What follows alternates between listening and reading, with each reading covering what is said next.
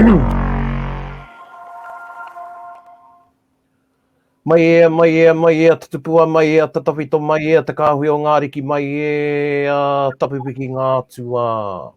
He kōkōuri, he kōkō te ki runga koia te toirangi. He kōkō hau, he kōkō mako ki raro koia te toinuku. Purutia mai roto tāwhia mai oho. I nā pakitara o te Kōkōmuka e tūnei, e whakapāo atu nei, kia uru ora ki arangi nui e tūnei, kia uru ora ki a Papa e takoto nei, kia uru ora ki ngā iwi katoa. Tūturu e rongo whakamaua kia tīna, paume hui e tāi ki tēnā rā koutou tātou e te iwi nui tonu, i raro i ngā taku e rere atu nei, kia tau ngā tauwhirotanga ki runga kia kini tu heitia me tōna whare ngā pani, ngā pauaru, ngā rawa kore, ngā tīna ne mauiwiti ana. Koutou kei te nui puku, kua rutua e te ringa kaha nui o hene ki te mate, oki atu ki ngā paitua ngahuru o kahukura, ki reira koutou oki mai ai i te kāpunipunitanga o te wairua, koutou kia koutou, tātou ngauru pā, rātou te hunga kuariro, o tira nā kanuiara o rātou mai. Pupuru nei i te Māori o te reo, i te Māori o ngā kōrero tuku iho, i te Māori o a tātou tikanga o tira, i o tātou tūmanako, i tēnei au tū neke, mo te ake tēnā koutou, tēnā tātou katoa. Nau mai hoki mai ki te Kōkōmuka, i tēnei ki pō. Kia ora anō e hoa mā? Tēnā ki nū, tēnā koe te kai takutaku. Tēnā koutou. Tēnā tātou i tā tātou kaupapa i tēnei pō. Au e mihi ana, ka kite au i ngā mata. E toru nei, ka whakara hika. Engari, ūtonu au ki taku mihi. Ka pai. E hara i te mea, i te pare au i a koutou, kia mōhio mai koutou. Hoi anō, tēnā tātou i tā tātou kaupapa. Te mana o te Mātauranga Māori ki tēnei ao tū neke. Koutou e whakaaro ana, he aha te ao tū neke, ko te ao huri nei, ko nā tū āhuatanga e neke tonu nei, aha ko he aha, ana koia te ao tū neke, e koutou mā i o koutou kāinga i pēke rāne e mātakitaki mai ana, koina te ao tū neke. Nō reira, koina te wānanga i tēnei pō, ana i maharake au chei, tēnā maupea, tātou kōrero e wāhi i runga i o whakaaro ki te Mātauranga Māori. I o ake whakaaro, ana ka tīmata tātou ki reira. Kei a koe hoa. Oe no tēnā koe Paraone, nau tātou wakarite e te motu, tēnā katoa tātou. Tēnā tātou me te kaupapa te tūnei ki mui te aroaro, ara ko te Mātauranga Māori. And when I think about this phrase, Mātauranga Māori, I've often struggled with it because for me, why do we have to compare with Mātauranga Pākehā or Mātauranga something else? Whereas, and in addition, I'd never heard the phrase growing up. All I heard was ngā kōrero a ngā mātua, ngā kōrero tuku iho, ngā kōrero a te wānanga, e rā tū rerenga. And so I've always struggled with it. However, on Friday I was interviewed by Charles Royal because he's doing some research to write a book around Mātauranga Māori. And according to him, prior to the 1980s, he's only been able to find 3 references. One during World War I, where Apirana Ngata uses the word in the way it's used today. And then another one by his tupuna, where he's using it in a context to explain the building of Rangiatea, the Whare Karakia. And one other, which I've forgotten now. But yeah, so he's only seen it a few times prior to 1980s, where through the movement of the wānanga, the universities, and kohanga reo, the phrase was then given momentum, I suppose. And for him, it embraces Māori knowledge. Yeah. Ka pai. So koe. Oi rawe tēnā... The book, though. Hea? I'm looking forward to seeing his book. Oh, hei Once he pukapuka wants- Ano, hau me tā. pono ai. Well, kei te mahiranga hau ai i tēnei wā. Ah. He's done a few papers, which he's put into a book, and now he's doing an actual book to get people's thoughts from around the motu on what their thoughts are for around Mātauranga Māori. And the way we talked about it was, for me, Mātauranga Māori is the front door to the house that is Te Ao Māori. And there are other entrances. There's the matapihi. So it's the watitoka, and then there's the matapihi. But also knowing that Te Ao Māori has changed. So it's got side doors, back doors, and all these other windows, and then other floors where you can access in through those other floors. And so for the majority, Mātauranga Māori is the front door to access all of the knowledge that is Te Ao Māori. Pea. Kia ora. I a koe kōrero ana, e kōrero kuaha ana, e kōrero wini ana. Ka maharake au ki tētahi o ngā kōrero a te ahu karamu. Mō te wā i tiki ake ai i a Māori Marston, i te traina kia kite a Māori i a Henare tū whāngai. Ana ko te ahu karamu ka haere ki te tiki a Māori Marston me tana pōhehe, ka rongo au i ngā kōrero a ngā tohunga. Nā, ka hare te tiki a Māori Marston, ka whakahokia ki te kāinga taupuni o koro henare i Otaki. Ana, i roto a te ahu karamu i te kihini, ana, i te kōrero Māori rāua, nā wai ka huri a rāua kōrero ki ngā mātauranga tāukiuki pea. Ngā mātauranga Māori. Me tana ki, i te kōrero o rātau i etahi kupu, anō nei he reo ke kāre i mārama ki aia, kia te ahu karamu. Ana i noho rā ia me te tino hane pī kuare nei. He kore nōna e mohio ki ngā kupu e puta mai ana. Ana ko tana whakamārama, anō nei i kite rā ia i o rāua ngutu e... ko taku karetao tēnei. Anō nei i kite rā ia i ngā ngutu e kori ana, engari kāre i mārama ki ngā kupu e puta mai ana. Ko kite au i te rā uatanga. Kaore au te paku mārama ki o rāua kōrero. O tino, e ai kia rāua ko te reo Māori tērā. Ka pera pētehi kia tātou i te pōnei, mana. Neki naki Engari, nau. I whakaro au ki tēnei kaupapa i te mea ka mutu e te ao Māori he kupu, e hara tēnei te kupu whakahihi. Engari, ki au tātou toko whānei, me tehi anō i roto i te hoko whitu. He kaiwhakamana tātou i te mātauranga Māori. Ana ka kite au i tehi wā kaiwhakaau rānei i te mātauranga Māori, kai manaaki, kai whāngai hoki te Māori o te mātauranga Māori, kei tēnā huarahi, tētehi o tātou e takahi ana. Nō reira, i maharake au, he pai tēnei kaupapa ka mutu, kei reira o na whānuitanga. Ka kite e tātai te pōnei. Pewhio whakaro e hoa, e rangi ki te mātauranga Māori me tōna āhua i tēnei au nei. Kia ora tātou, pai te kite i a kūtau, o tira i a tātou i tēnei pō.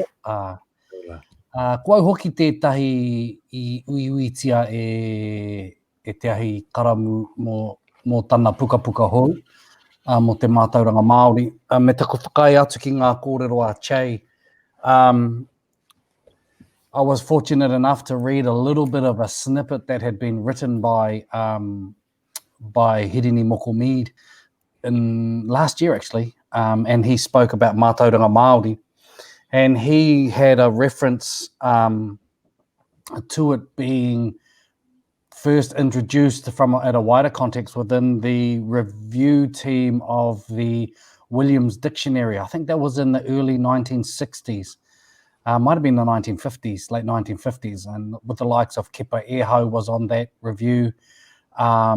Pay Jones had some very learned people, Māori language speakers, and that's where he thinks that the word mātau was added, had the ranga added onto it and became Mātauranga, and was actually a response to education and the system of education that we understand now to be the system of education. So I think Che is right.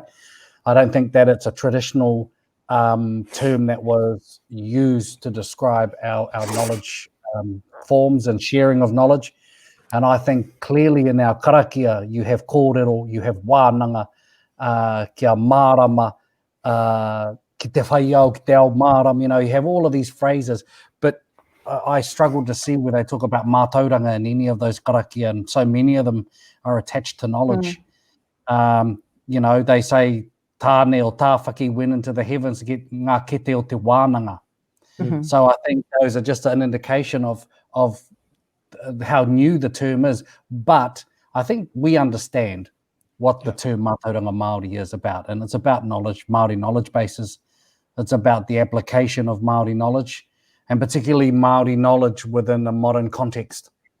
So it's about us, I think, defining that, you know, and putting markers in the ground saying, well, bodies of work from Māori that are particularly within Māori domains fall under this idea of Mātauranga Māori. And while that may not seem important to people, to most people, it is very, very important and for us, not only marking out where and how our knowledge bases are viewed and applied, but also ensuring that when it comes to Māori knowledge, that we maintain the mana of our Mātauranga. And I think that's one of the important things of having Mātauranga Māori, because so often we've found in our history that other people will come along and write and study and tell us who we are over and over and over again.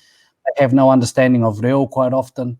They have very limited understanding of culture, yet they become the expert because they'll put out a book about us.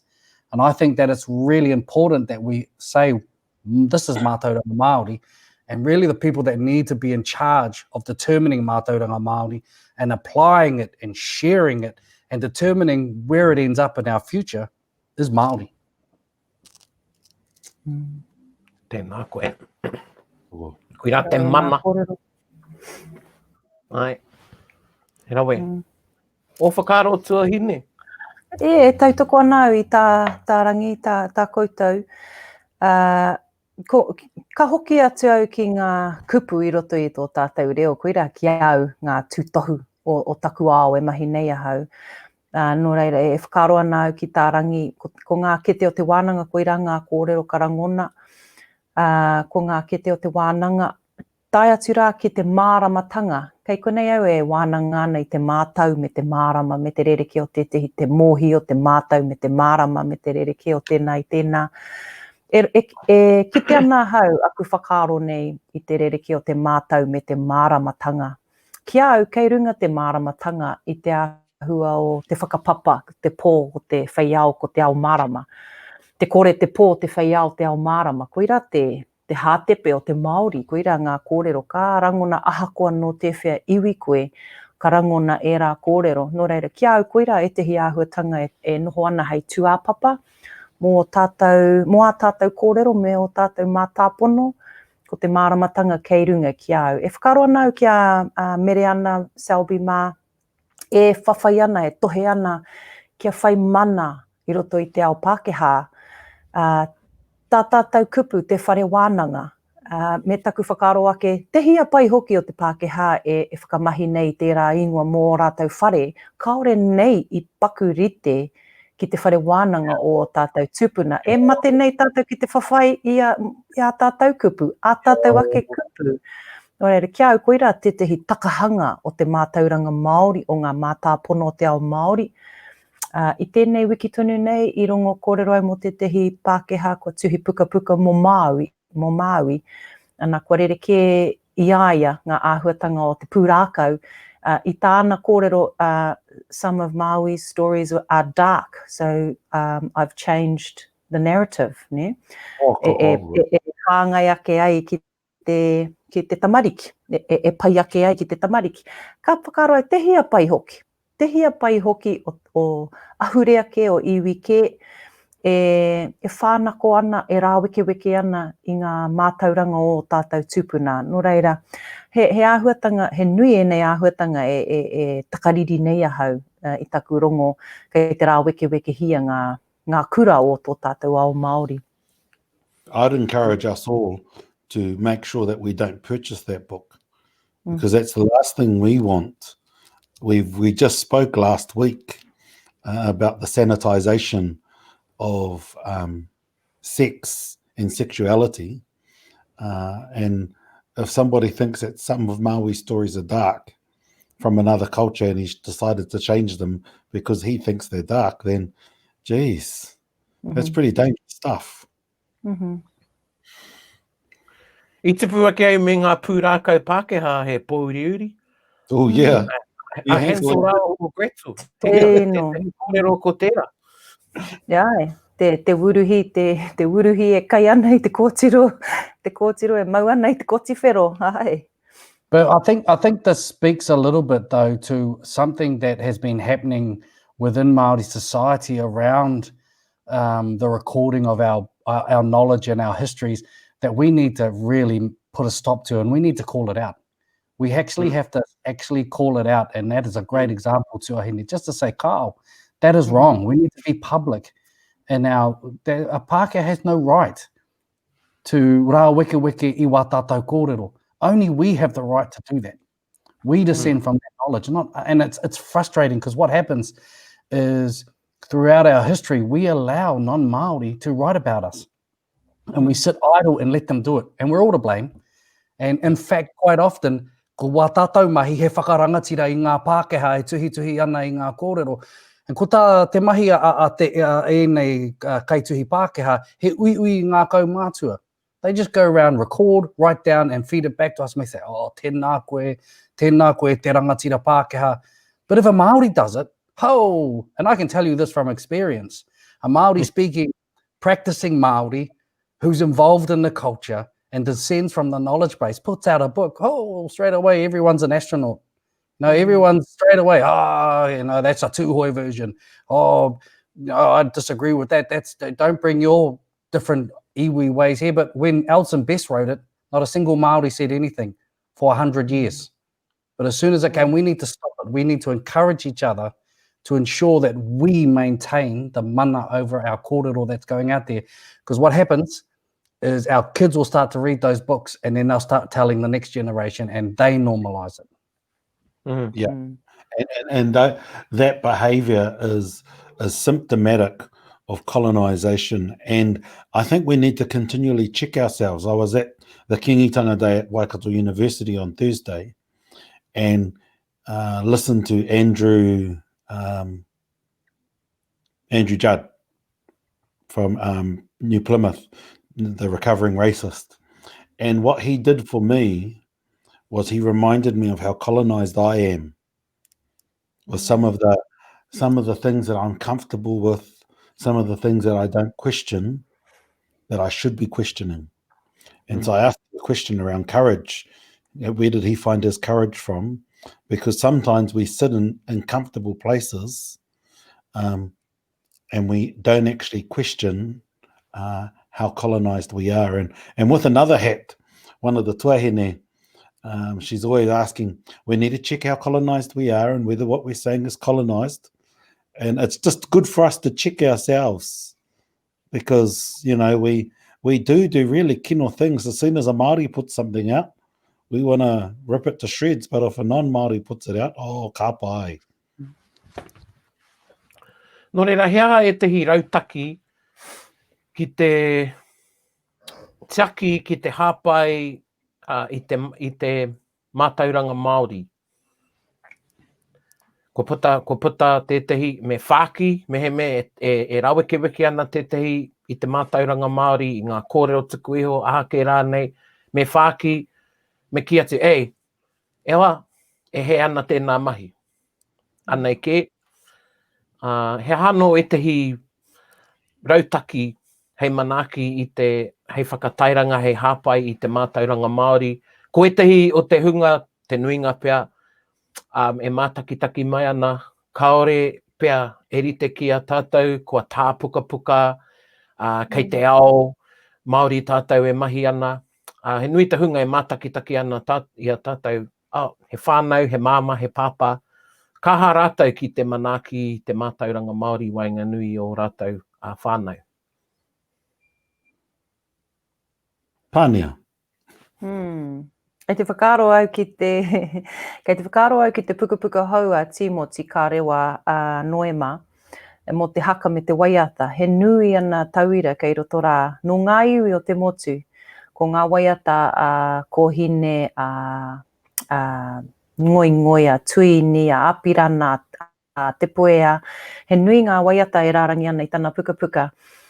Ko te tikanga I whāia, kia ūtonu ngā mātāpono I wānanga nui I a tātou I te Māori, ko te āta whakapātu ki ki ngā whānau o e rā tūpuna ki te pātai. Ki te whakamohi o rānei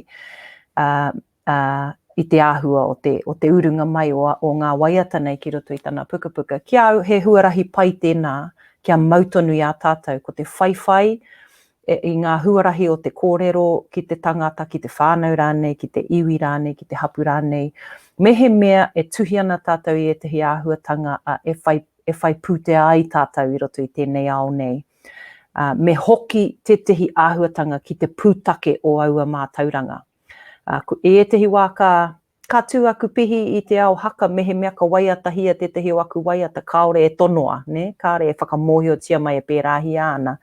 Hei e rā wā ka tū ngāpihi I te whakaaro, he māma noi ho te whakapā mai me te ki, e pai ana tā mātou waiata I tō waiata. Ne? E pai ana rānei tā mātou, whakamahi I ngā kupu o tō whakatauki nāui tito. Kia koira te tehi huarahi, te tehi rautaki. Kia ora. Rangi? Kia au nei, bro, me mōhio koe nohea ngā kōrero kei a koe.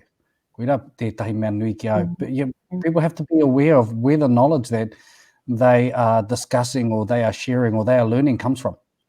And I just want to go back to something I said earlier. I'm not saying that non-Māori haven't made a contribution to recording Māori knowledge, because they have. And it's an important addition to the growth of Māori knowledge bases. You know, many of them have done a lot of good work, but I think that era of the white ethnologist who comes in to save a culture is over. I think, and we need to take responsibility as Māori for the knowledge that we maintain, and when people at home, mums and dads, are trying to learn or teach or share knowledge, it's really, really important to understand the origins. Tika hoki a Pānia, whakaiau ki tā Pānia, to understand where the root of that knowledge base comes from, because that's where what gives it mana. Even our tipuna would say, ko mea te wānanga, ko mea te tangata. You know, they would denote, this is the wānanga from which I came from, and this is the person who gave me that knowledge. Don't think, even when we're in a modern context, I still think those principles apply. Yeah. Ia koe kōrero pērā nā rangi mo te takenga mai o te Mātauranga. Ka hoki ngā whakaaro ki te hi o ngā kōrero rā, ana ka wero mai, ki te wero mai te tehi, ka puta mai, he tino wero tēnei, engari he Māori, ka rere te pātai, ko ai tō tohunga.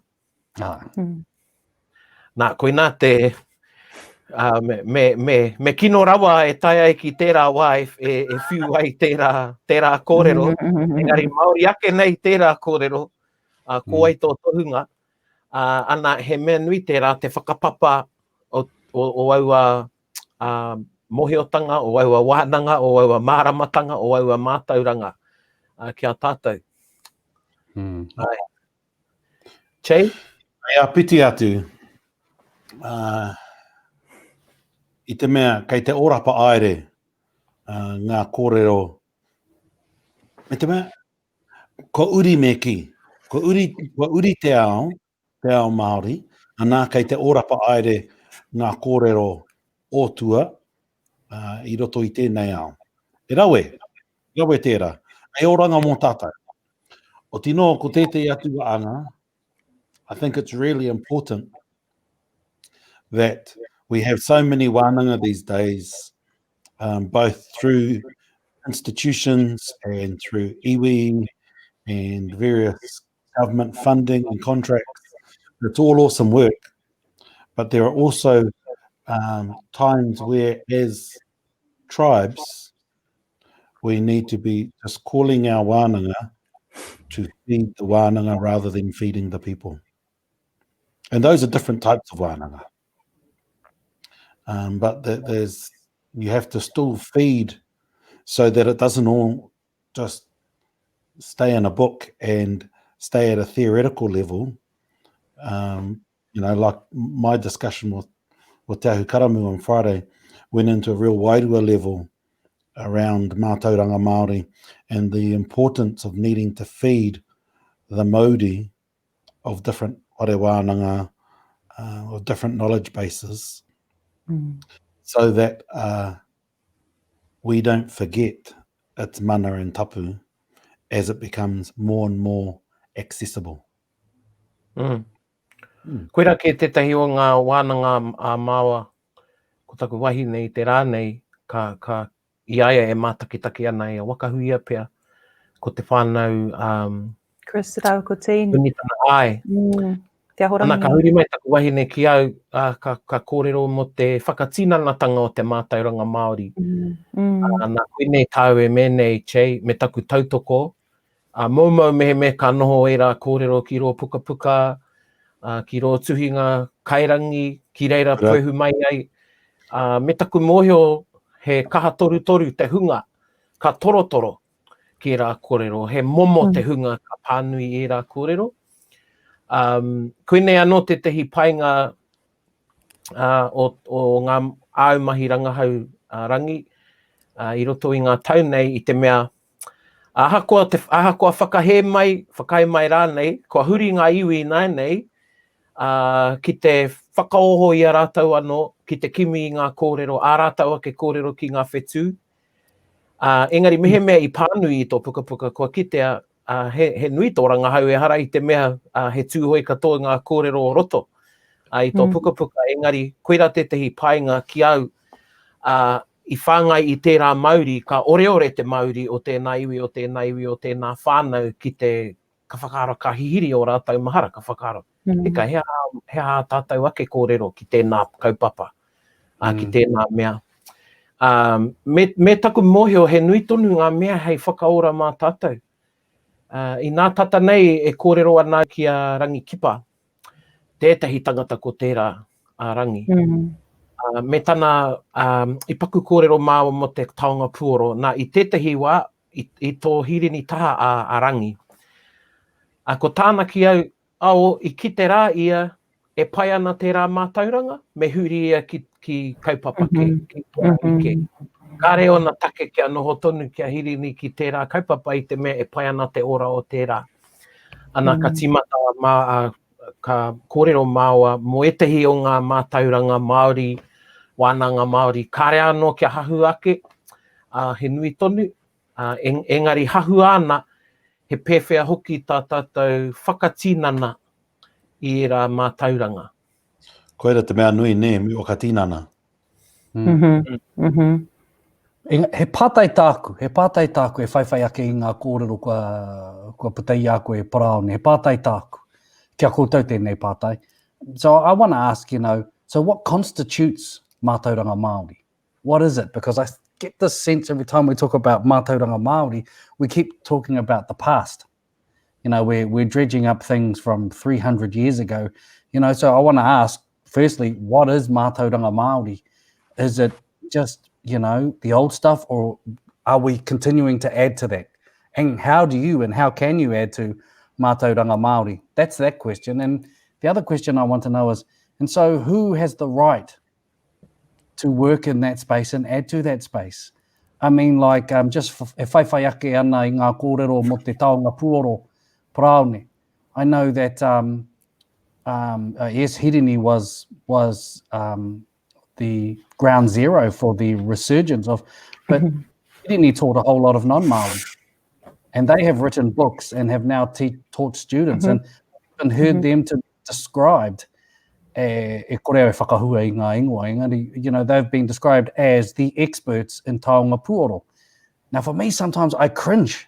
I think, well, is that right? You know, but then can a Māori like learn ballet or the violin and go and be the expert in that overseas? So I'm just throwing it out there, you know, what constitutes Mātauranga Māori, and number two, who has the right to really delve and work and be part of that space? I think Mātauranga Māori is an evolving thing. Takea mai I atua uki, engari, ka tupu, ka rea. And which goes back to our season 1 conversation where I talked about, you've got to create a new atua for those things. And, you know, because everybody talks about the 70 atua, but then each iwi, each hapu, each whānau will have their own atua as well. You know, and I was always taught, make sure you have your own atua. And so the fact that that's encouraged tells me that you will, and we call them mauri or kaitiaki rather than atua, when actually atua e nā. And what we need to be mindful of is that things will continue to evolve, and it's how we embrace it to give it legacy in a Māori context, give it legitimacy in a Māori context. And the only way you can do that is by giving it kōrero that stems from the past to make it relevant for now and as it continues to emerge into tomorrow. Tēnā koe. Pānia? Mātauranga Māori. Mātauranga Māori. Ki au, I roto I tau e ingoa rā, ka kitea te whenumitanga o ngā whakaaro o te ao tawhito me te ao hau. Kei roto pia I te ingoa o te Mātauranga Māori, tana ao tū neke hanga. Engari ki au nei, he nui aku whakaaro kua whakaawe au e tia e tehi ahurea ke no tā wāhi. Uau anei naia nei te moio I e tehi wā no whērawa tērā whakaaro oku. He whakaaro Māori tūturi ake nei rānei tēnei. Nā te mea rānei he Pākehā te tehi wāhanga o tēnei tinana, o tēnei whakaaro, ko te whiataha e ahu mai ana I taku taha whakaaro Pākehā. He pērā anō I te taha o te reo, ka whenumi hia, ngā ahuatanga o te reo Pākehā, ka rangona I roto I o tātou reo Māori. Engari ka kia tunu hia ko te reo Māori tēnei. Anā ko tā e tehi, huri te ao, huri te reo, huri te ao, huri ngā tikanga, huri te ao, huri te mātauranga. E kore pē tā e tātou te reina e rā ahuatanga, te pēhi e rā ahuatanga, te neke haeretanga, te kaneke haeretanga. Tērā pātai tērā, ko te tuarua o pātai e rangi kei awai te mana, ne? Koira tō pātai tuarua? Koia. Ki au, ka hoki au ki tērā waiata, e kaha nei taku waiata.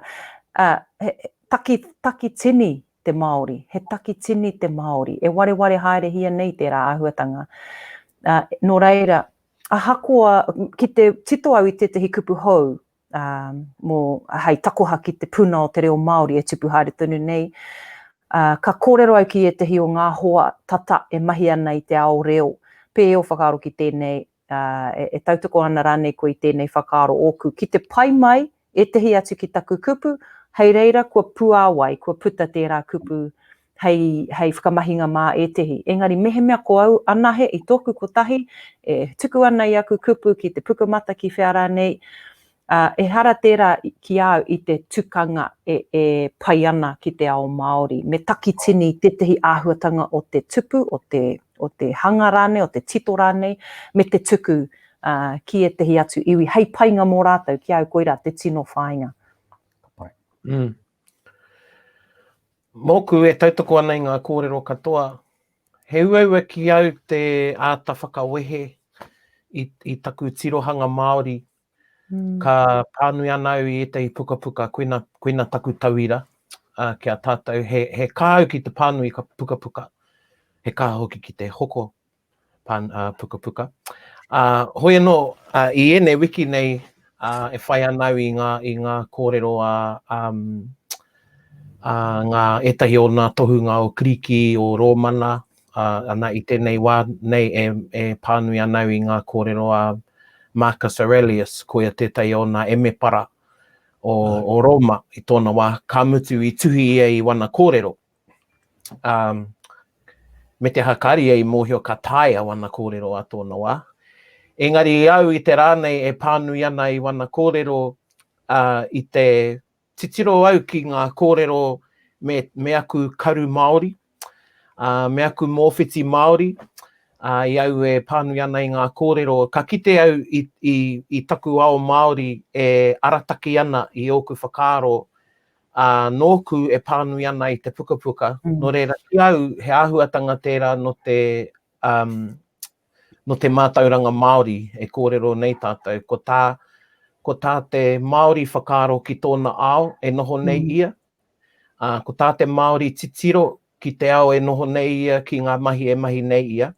Heri te hoki ki te traiwa waka, ia Pānia e kōrero ana mo te huri te ao, huri te tikanga, huri te reo, huri te tikanga. I au e traiwa ana i tōku waka, e titiro whakamua ana, engari heri te tonu taku titiro ki taku mira, ana he aha tērā i muri au, ana he whera taku haere i te ao, he haere whakamua, engari e titiro ana, e whakaaro ana ki ngā āhuatanga i muri au, hei arataki au i roto i taku kōkiri whakamua.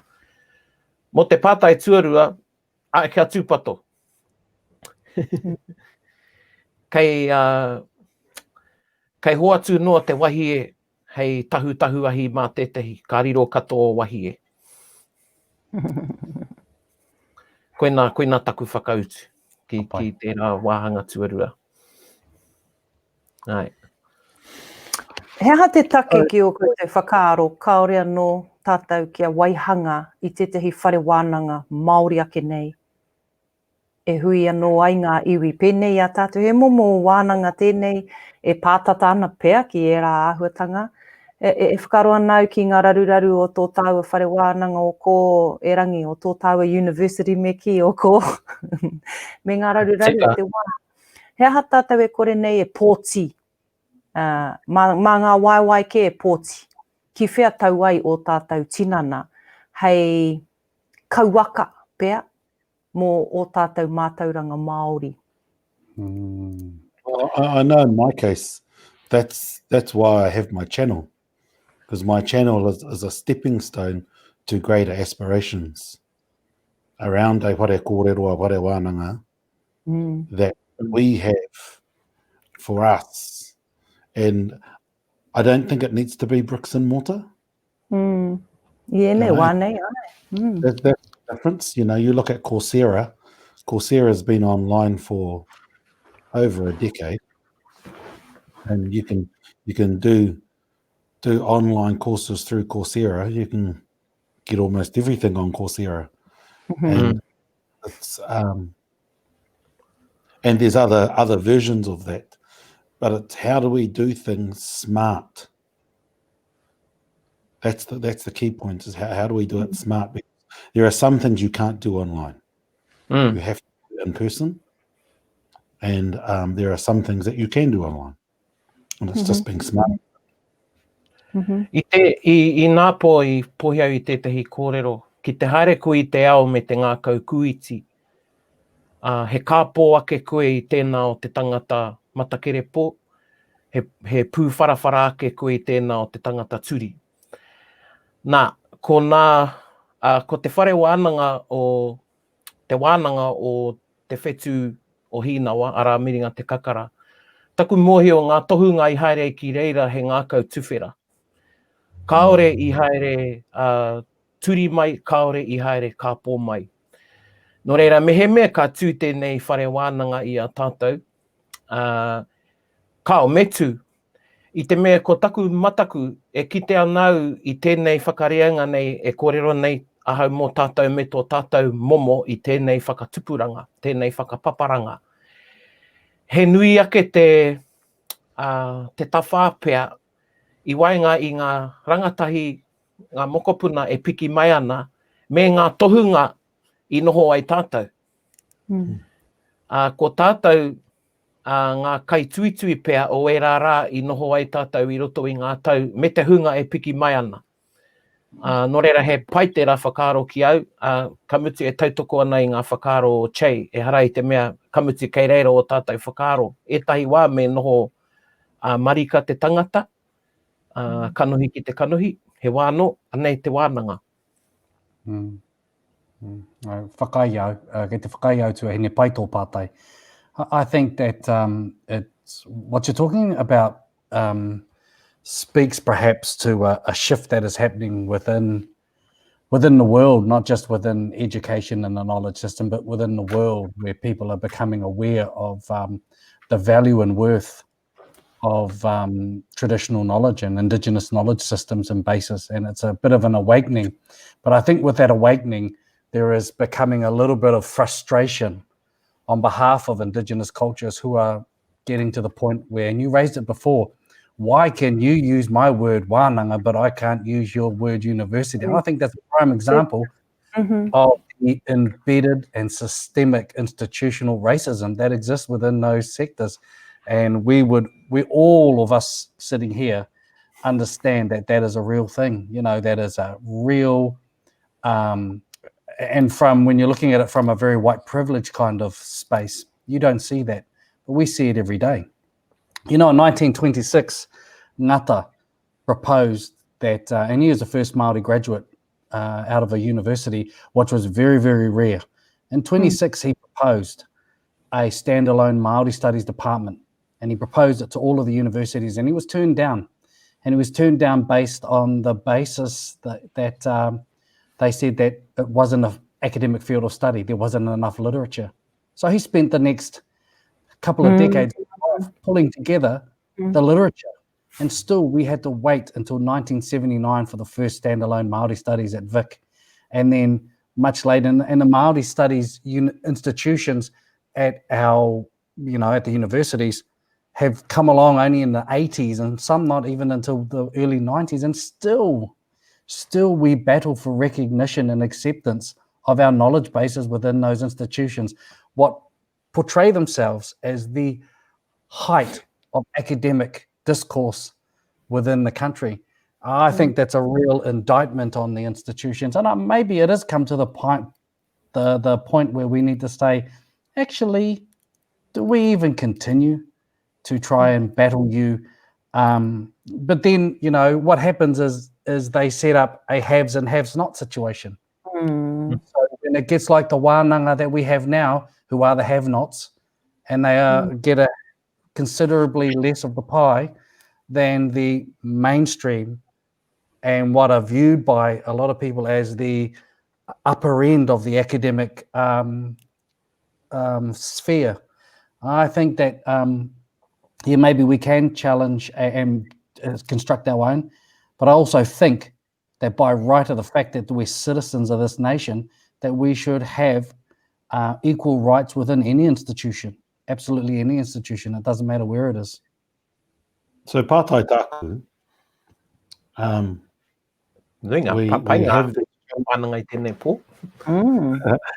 we have these challenges with the use of the word ware wānanga and university.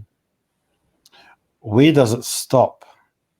Because we then give professors names like ahorangi, and are they really ahorangi according to the ware wānanga? We then give chairs in tribal organisations names like tumu whakarai. Are they really a tumu whakarai?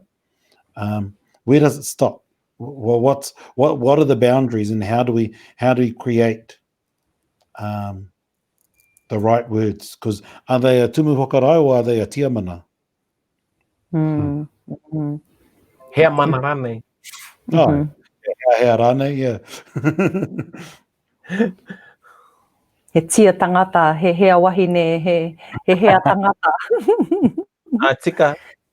Yeah. Well, that in itself, Che, is a good example of what many institutions do. And education institutions and government departments are crackerjacks at this, that they'll come and get a name of someone. Well, what's a name that we want to give to the building, or what's a name for this job role here? And he te o ngā ingoa, you know, what's a whakatauki that we can apply in this place? But then who looks after the mana of that name or that title going forward?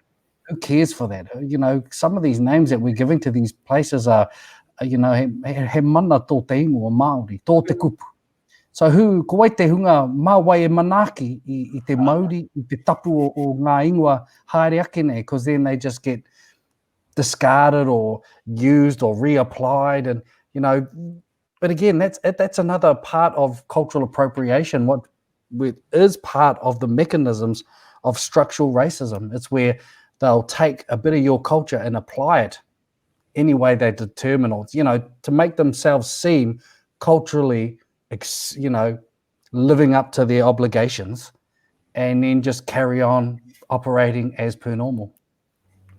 Koinei au I katai I te wā I ngere rānei, o I katai ngere I te wā I whakatake te ao Māori, etai o te ao Māori ki te toa huruhuru.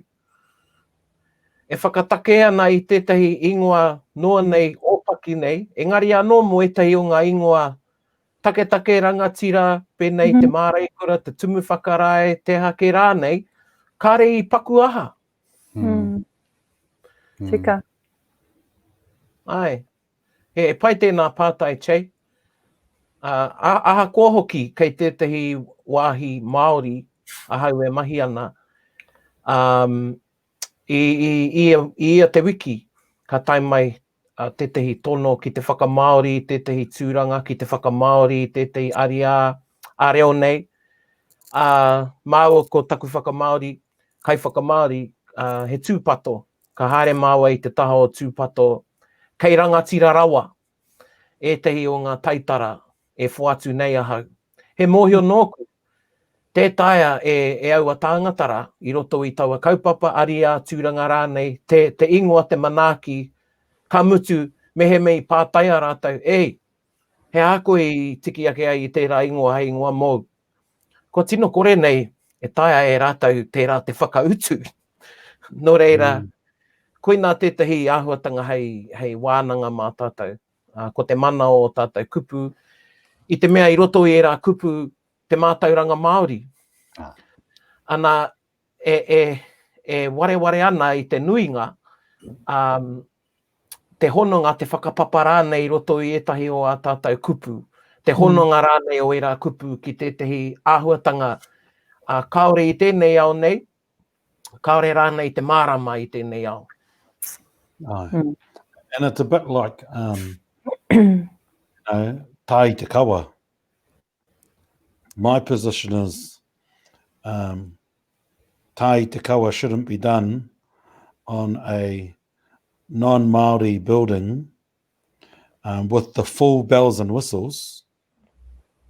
There should be karakia done, but a full tai te kawa shouldn't be done on a building which will then 3 years later the lease is over, and then another organisation comes in and names it something completely different.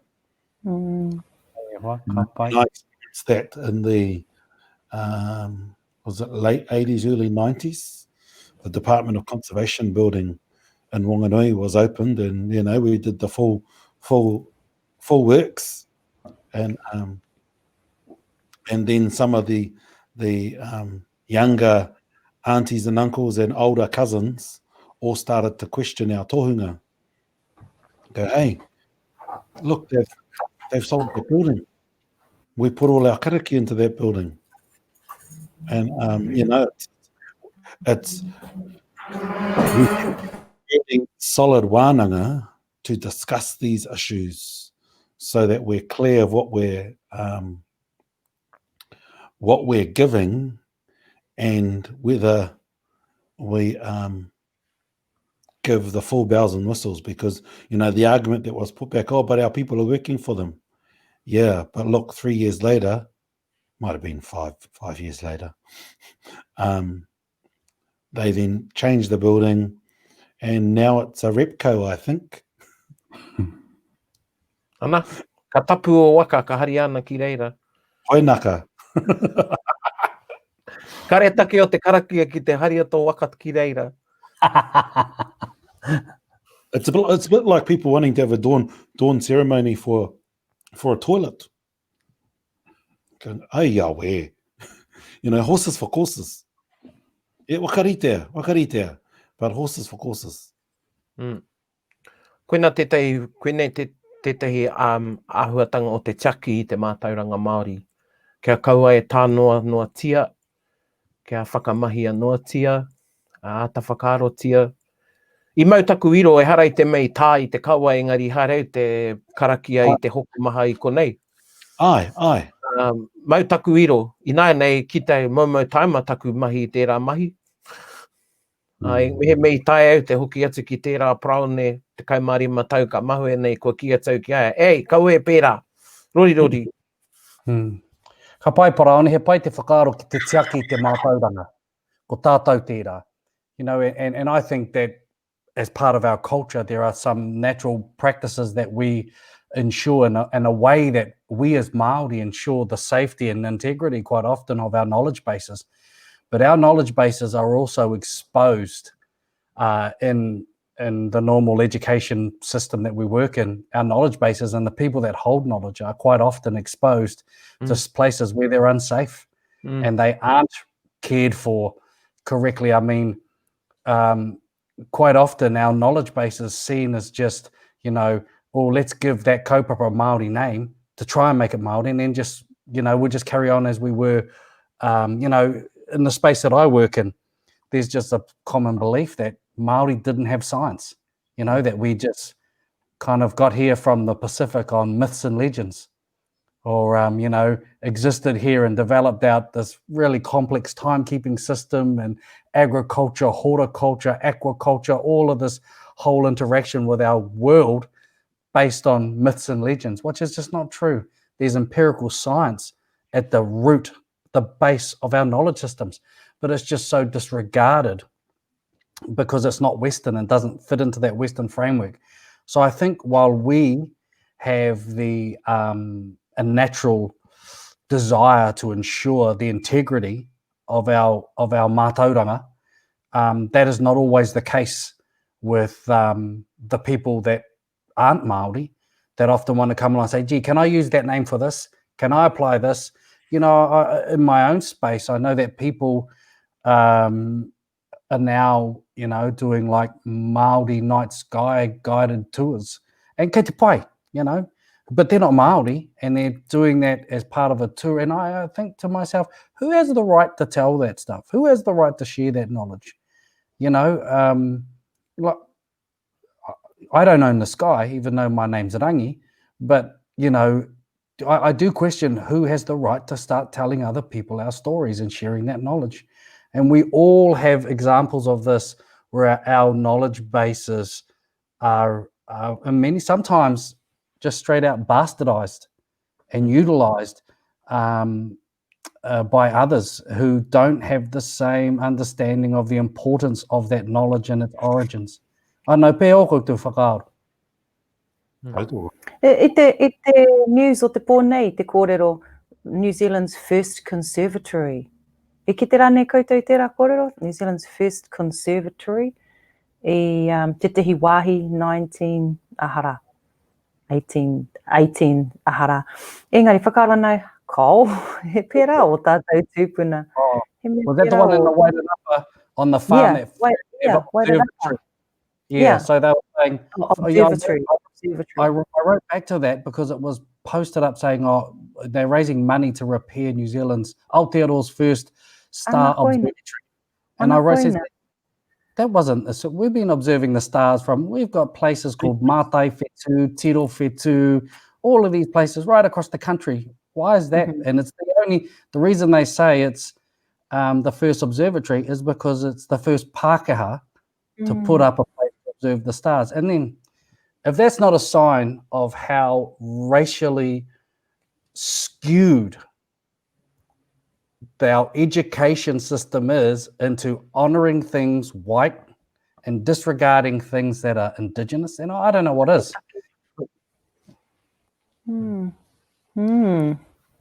Sounds familiar. Kaore pia ngā reanga o muri e kaha tuhi o rātou whakaaro ki te reta e tohea nei tēnei take i tērā take.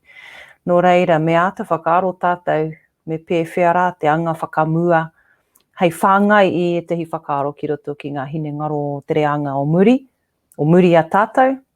Koe nei au, e kaha nei te tupu o tēnei whakaaro, te pūkarakara nei mō karakara nei o tēnei whakaaro ki roto i taku hine ngaro, me whakahuihui te tehi huinga, pēnei nei i te panekiretanga i whakatūria e ngā koraua mō te reo me ngā tikanga te take. Ko tēnei whakaaro e whakaaro nei au me whānui ake, me Mātauranga Māori, me mātāpono Māori rānei, ana kia kaua tātou e whakawhirinaki ki te Iwi Leaders Forum i ngā wā katoa mō ngā take huhua. Engari, mo te taha ki te reo, mo te taha ki ngā tikanga, mo te taha ki ngā te tā, i ngā kawa e rāhuatanga, me whakahuihui tātou i ngā mātanga o aua wāhanga, ka puta tetehi kōrero i a rātou, me whakapono atu tātou. Koira, tetehi huarahi. He mata ki te koe. Ne.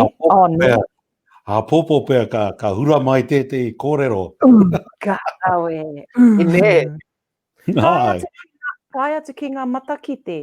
Kua kore tērā momo i wainga nui te ao Māori. Kua kore e maia te tū a te matakite ki te ki, he matakite au, ne? E huna ana te rā pūkenga i roto i te ao Māori ki tāku te tiro, nā te āhua o ngā whakaaro, kei kia he pōrangi, kei kia rane he rori, he wairangi, he ārane. Koira ngā mātauranga ki au me āta tiaki. Te taha wairua. Koira ngā mea kia kaua tātou e tuku mā te ipurangi, engari me āta tiaki. Kia he pōrangi, kei. Ai, taitoko. Taitoko anau i e rā whakaaro. Ka mutu i a koe, paku kōrero rā koe mō ngā karekoe ki ngā poari, engari tērā momo huinga. Ana e kite anau e horokuku ana, e mataku ana, e tehi hapu marae, ki te whakaputa kōrero rereke i tēnā o te whakaaro i puta mai ai i tōna poari. Ana kua noho mai ko te poaritanga i nei hei tino rangatiratanga. Mo e te iwi. Koera te take i kōrero mo te tumu wakarai me te tiamana. I te mea, ko te tumu wakarai e āngai ana ki te ware wānanga ki te iwi. Engari, ko te tiamana e tiamana. You know, don't make it something that it isn't. Because then we think that a chair is a rangatira, whereas it's only through time that you will become a rangatira. Yep, the tūranga will have status. He mana tō te tūranga, but it's we're mixing things up. And we're thinking just because you've got a special tūranga that you then should be called a rangatira or whatever else. And, you know, just ku kōtiti. Ku kōtiti tō tātou au. Me te mea nei, ku ei ki ngā wakaaro a te Pākehā. You know, and that's where it just gets mixed up. And, you know, you hear people calling each other rangatira all the time, and then you hear family members or tribal members calling each other rangatiras. From the same rangatira. Te whanaunga e mihi ana ki te whanaunga. E hora pāna tērā tikanga, kāre nei e pai ki o tātou tūpuna tērā āhutanga. Nā te kuare pēnei nei. Ai. Kōrero whakamutinga au, Rangi? Ka tēnā koutou. Atu i te mihi mai. E pai, he rawe tēnei kaupapa. Tēnei mea te Mātauranga Māori, te wānanga Māori, te kōrero Māori. Me pēnei pēr taku kōrero. tēnei mea te Mātauranga, he taonga ki au, he taonga te Mātauranga. Nō reira, me manaaki tātou i ngā kōrero ao tātou mātua tīpuna. Kia ora. Kia ora. Kupu whakamutinga au, Che? We haven't addressed the elephant in the room tonight. We skirted around it and briefly talked about Waikato. Kōrero tia te are whanai hoa. We didn't actually talk about the elephant. And I think Kōrero. there needs to be more guidance from those in the wānanga. And I think the students need to just stand up and be students. You're being too respectful. Your job is to challenge and break calabashes, even if it's challenging the tohunga and the ahorangi, to encourage a conversation. Because we need to have a conversation, because of the preeminent scholars and tohunga of Te Ao Māori are raising issues. We need to stand up and listen. So that's my encouragement tonight. All you students, be students and rock it up. Kia ora. Kōrero whakamutinga au tūhine. Mo He te are whana. e tautoko katoa anau i ngā kore mo te are whana nei. Kua roa rawa tātou e takahi ana e tēnei are whana. Kua tae ki te wā me putunga ki ore i raro i ngā waiwai o te rangatira o te are whana. Ka kimi ai i te hi huarahi motu hake e puāwai ai te mana motu hake o roto i a tātou. No tātou tēnei whenua, no tātou o tātou Mātauranga. E kore e rāhuatanga e rau patuhia ki te kore tātou e whakai. Ana. Kore o whakamutinga au Paraone. Wai te whakaro ake au, e mea ana tātou he reo rangatira tō tātou, te reo Māori, ana he Mātauranga Māori te reo rangatira. Me he mea e whakaro ana tātou, e whakapono ana tātou he rangatira te Mātauranga Māori. Kau e tukua ki a tautau āhea, tia. Kau e tukua ki a raupatungia, kau e tukua ki a mauherehere tia.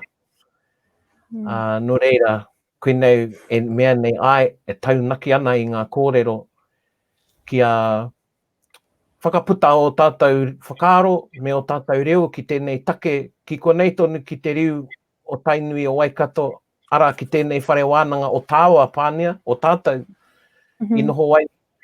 Tātou hei āpuna, hei tauira i tōna wā. I roto i te waiata, te kupu a te whiti, kōri e te iwi, ki a ngā ue a tau iwi e au, ki a ngā ue, nō reira koira tāku, o tira, kia kaua e noho ko tērā mahi, hei mahi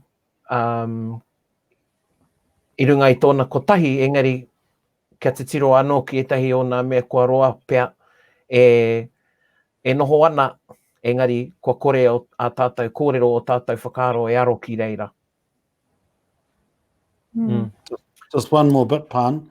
The reason why I'm saying students is because the staff are staff and they have legal requirements that can restrict them. And that's why I'm saying you students need to guide the rest of the motu. As Paraone says, kori e te iwi. Mā koutou te kori. And this is coming from te herenga waka. Tēnā tātou. Tēnā tātou e hoa mā, he rau e te wānanga i tēnei pō, he rau e ngā wānanga katoa. Tātou, e mihi ana, tēnā koutou, mo tātou. Whakawāte i tātou ki te noho i tēnei pō. He oranga ngākau e nei kōrero, kaua ki a tātou, engari ki te iwi nui tonu e mātakitaki mai ana, e rere ana ngā kōrero i te pukamata. Kare tātou i aro ake ki etahi o ngā pātai i puta mai ai, hoi anō ki au nei, me he mea ka āta mātakitaki te rāhunga, ka āta whakarongo ka ki te rātou, i whakautu e ketia e tātou te winga o e rā pātai. Hoi anō e mihi ana ki a koutou e te iwi nui tonu, kia tautonu ngā tauwhirotanga ki runga ki a koutou katoa, ana manakitia, whakatairangatia, te Mātauranga Māori, poko whiwhi kahatia, tō tātou ao Māori me o nā ahuatanga katoa. Kei a koe te tuahine tā tātou karaki a whakakōpani. Kia ora tātou e kuhu nei ki te wiki o te reo Māori ko te tūmanako. Ka mana tonu tā tātou kawe i tēnei taonga ka meha meha, i roto i ngā horopaki o kawa, o paki. Ngā horopaki katoa e whakaaro nei tātou e whai manāna hei tukunga mā tātou i tēnei reo. Nō reira, kia ora tātou, tupu te toi, ora te toi, whanake te toi, no Hawaii ki te toi, tūturu, o whiti, whakamaua kia tīna. Tei. Hui e, tai. Kia ora tātou.